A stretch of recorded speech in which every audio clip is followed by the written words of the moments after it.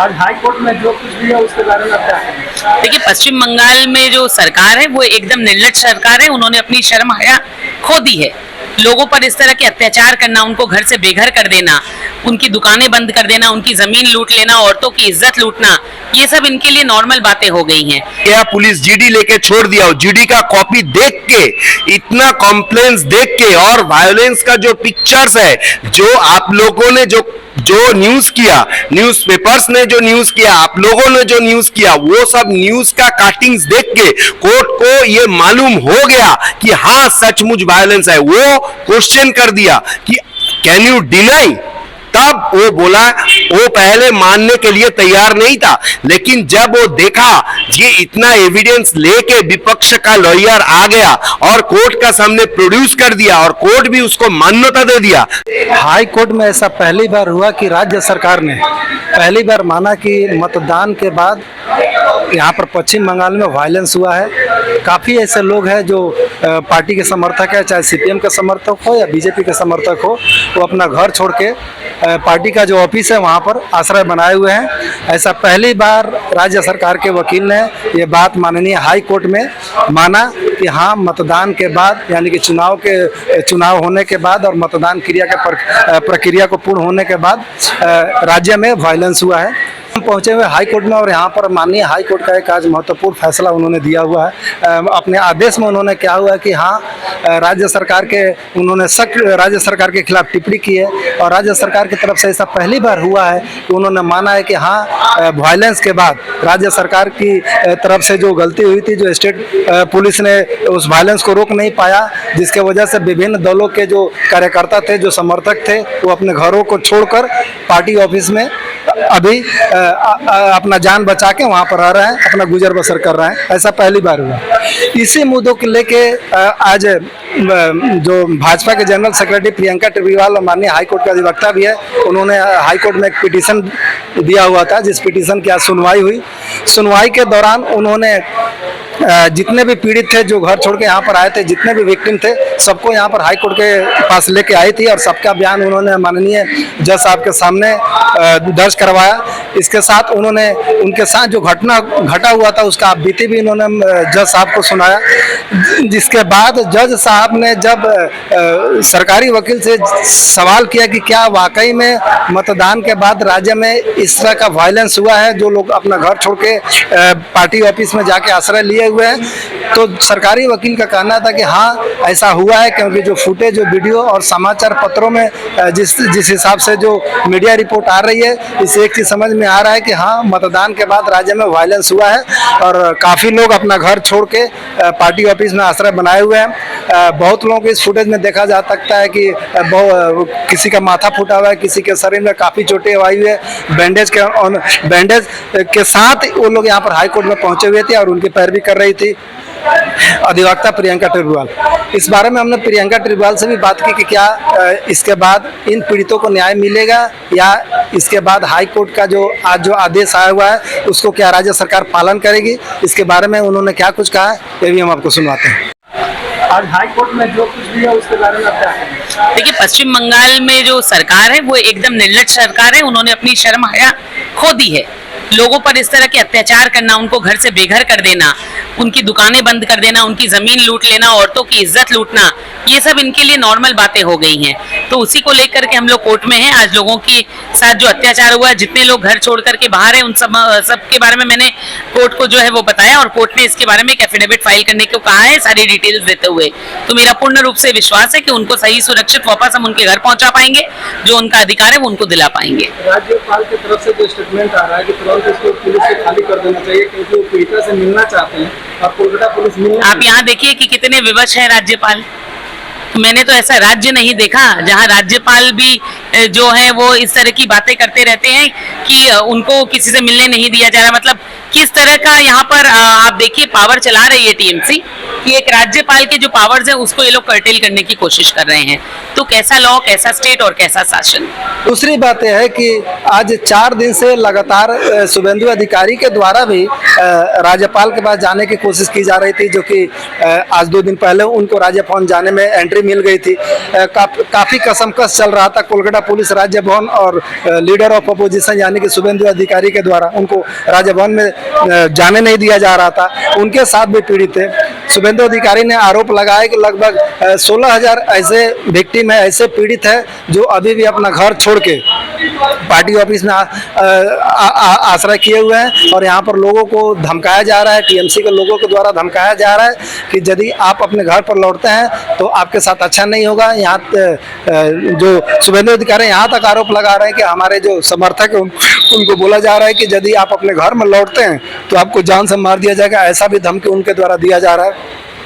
ये petition already high court में pending है और लेकिन जो उनके साथ जो विक्टिम आए हुए थे प्रियंका टेबरीवाल के साथ, वो भी इस कोर्ट में अभी मौजूद थे और वो भी अपना बयान जज साहब के सामने दर्ज करा रहे थे।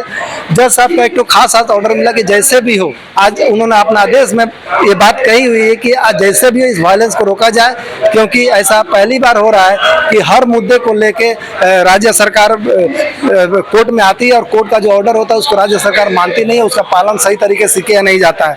इसके अलावा शुभेंदु अधिकारी ने जो राज्यपाल महोदय के सामने जो अपना प्रस्ताव दिया हुआ है कि जिस तरह से ये पीड़ित इतने विक्टिम अभी जो हैं यहाँ पर, जो अपना घर छोड़ के पार्टी ऑफिस में आश्रय लिए हुए हैं, तो उनको जो समस्या है उनको देखते हुए कम से कम जो केंद्र वाहिनी सेंट्रल फोर्सेस है उसको दुर्गा पूजा तक उसको बहाल में रखा जाए, क्योंकि उन्हें ऐसा लग रहा है, उन्हें ऐसा विश्वास है कि जैसे ही यहाँ पर सेंट्रल फोर्सेस यहाँ से जाएगी वैसे फिर से इन लोगों के ऊपर अत्याचार चालू हो जाएगा, इन लोगों को घर से फिर बेघर कर जाएगा।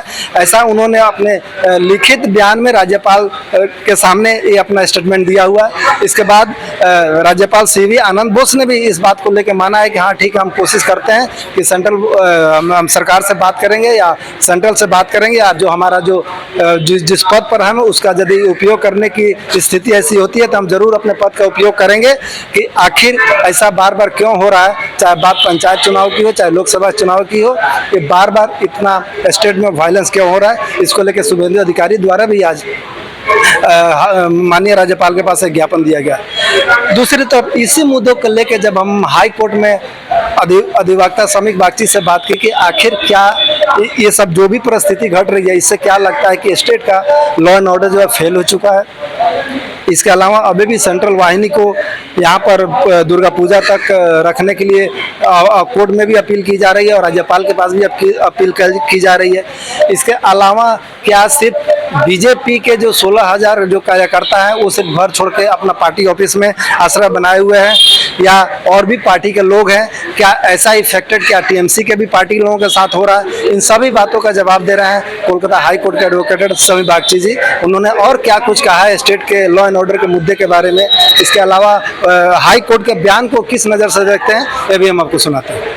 ये हमको बहुत पॉजिटिव लगा, क्योंकि 2021 से ऐसा हम देख रहे हैं कि जहां पर भी पोलिंग होता है हमारा स्टेट में, 2021 आप विधानसभा चुनाव बोल दीजिए और 2023 आप पंचायत चुनाव बोल दीजिए, और उसके बाद ये जो लोकसभा जो चुनाव हुआ है, ठीक है, इतना वायलेंस खास दर पे जो दूसरा पार्टी करता है उसका ऊपर कोई भी चीज के लेके उसका ऊपर बहुत सारे अटैक होता है और उसको आइडेंटिफाई कर दिया जाता है, उसका जो जमीन छीन लिया जाता है या तो जमीन को खोद दिया जाता है क्योंकि वो चाष नहीं कर सके, उनका घर में आग लगा दिया जाता है या तो घर में तोड़फोड़ कर दिया जाता है।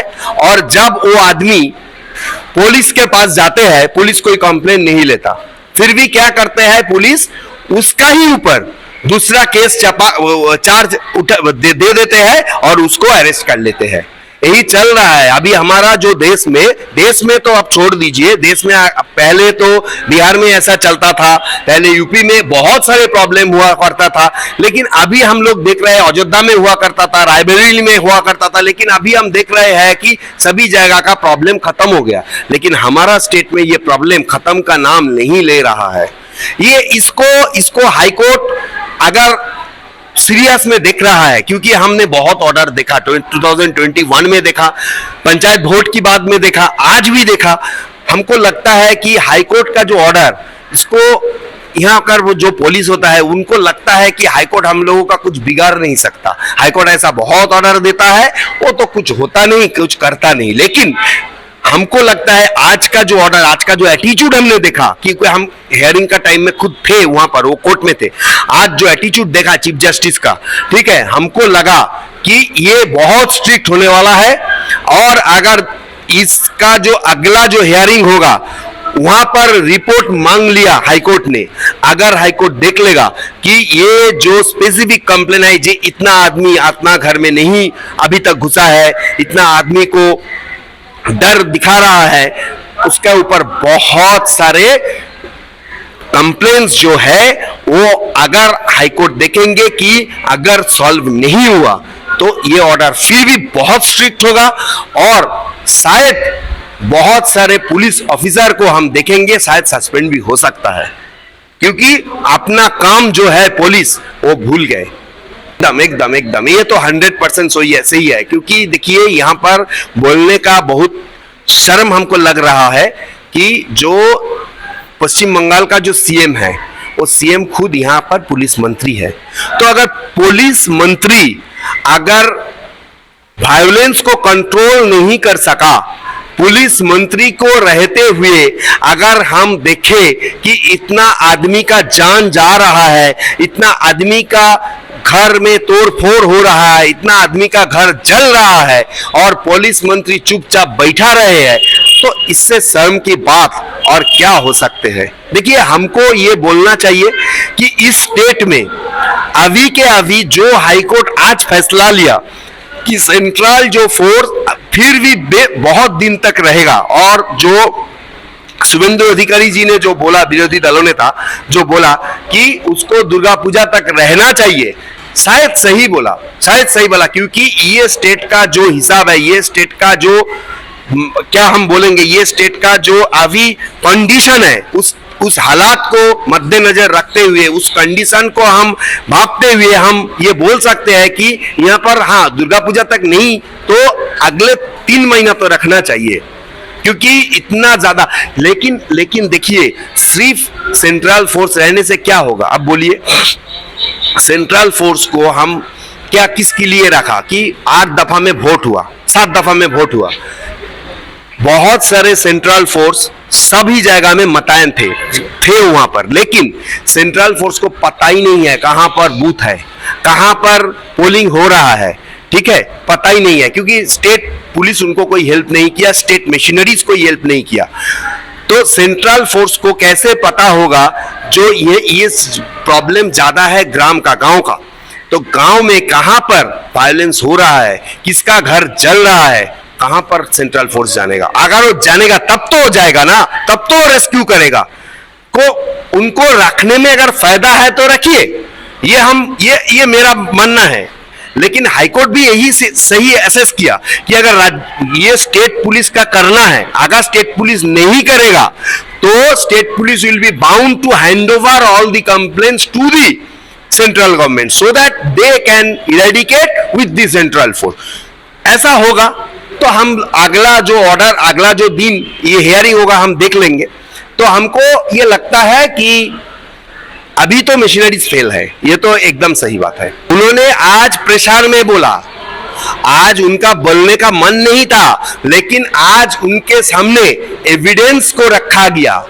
एविडेंस कहते हैं, ठीक है, सच कभी झूठ नहीं होता, ठीक है, जो सच है वो सच रहेगा, क्योंकि जो कंप्लेन है अभी इंटरनेट का चल रहा है दुनिया, आदमी के हाथ ये क्या है, एंड्रॉइड फोन है, ठीक है, अगर पुलिस कंप्लेन नहीं लेगा तो हम बाय पोस्ट कर सकते हैं, बाय इंटरनेट हम कर सकते हैं, ऑनलाइन एफआईआर कर सकते हैं। बहुत आदमी गया, पुलिस जीडी लेके छोड़ दिया, जीडी का कॉपी देख के, इतना कंप्लेंट्स देख के, और वायलेंस का जो पिक्चर्स है, जो आप लोगों ने जो न्यूज किया, न्यूज पेपर्स ने जो न्यूज किया, आप लोगों ने जो न्यूज किया, वो सब न्यूज का कटिंग्स देख के कोर्ट को ये मालूम हो गया कि हाँ सचमुच वायलेंस है। वो क्वेश्चन कर दिया कि कैन यू डिनाई तब वो बोला, वो पहले मानने के लिए तैयार नहीं था, लेकिन जब वो देखा ये इतना एविडेंस लेके विपक्ष का लॉयर आ गया और कोर्ट का सामने प्रोड्यूस कर दिया और कोर्ट भी उसको मान्यता दे दिया,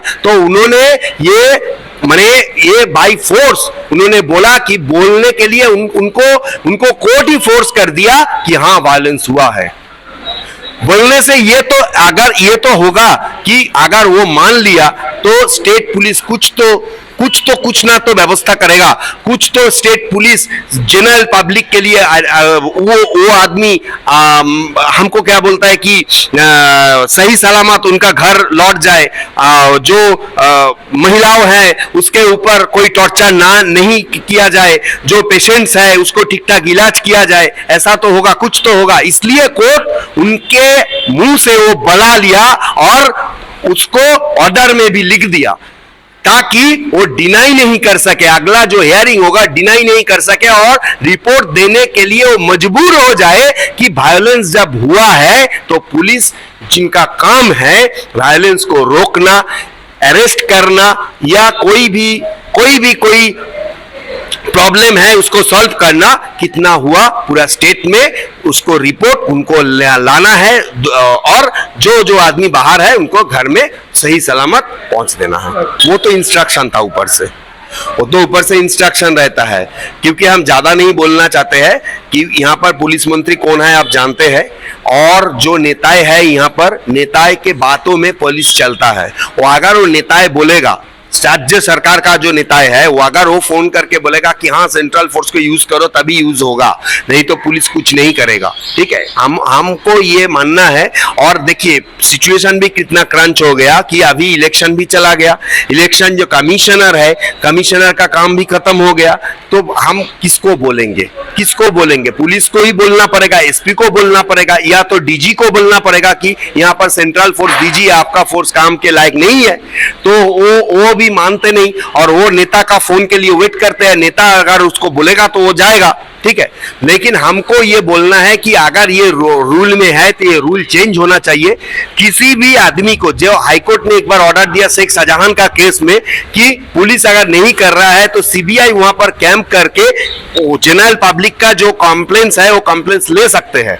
तो ऐसा ही हम बोलेंगे कि ये रूल चेंज करके जनरल पब्लिक का कंप्लेंट सीधा उसके पास जाना चाहिए और पूरा रूट मैप उसको मांगना चाहिए गवर्नमेंट ऑफिस से ताकि वो पुलिस की सहायता के बिना सीधा जाके कुछ कर सके।